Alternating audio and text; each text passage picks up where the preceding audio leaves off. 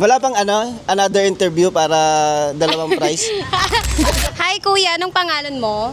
Prince, Prince. So, taga saan ka po kuya? taga Antipolo. Taga Antipolo, ang layo. Tapos dito ka sa BGC. Kasi I love my work.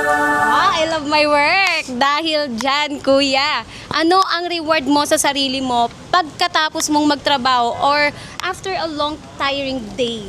I'm giving my gift to my child like food, toys. That's my reward for myself because basta special yung aking kids. Ang ganda! Wow! Grabe, nakaka-inspire si Kuya. Dahil dyan, Kuya, meron pa ako isang challenge sa iyo. Hindi pa tayo tapos.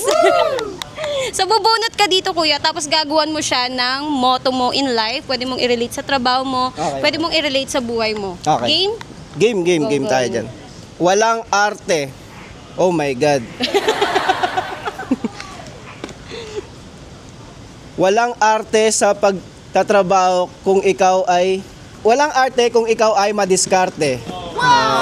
So, ayan. Walang arte kung ikaw ay madiskarte. Tama nga naman. Hindi na tayo pwedeng magpa-arte-arte pa, no? Yes. So, eto kuya, dahil dyan meron kang 300 Uy! pesos from OK Fam. Grabe naman, nakakaya tuloy pero...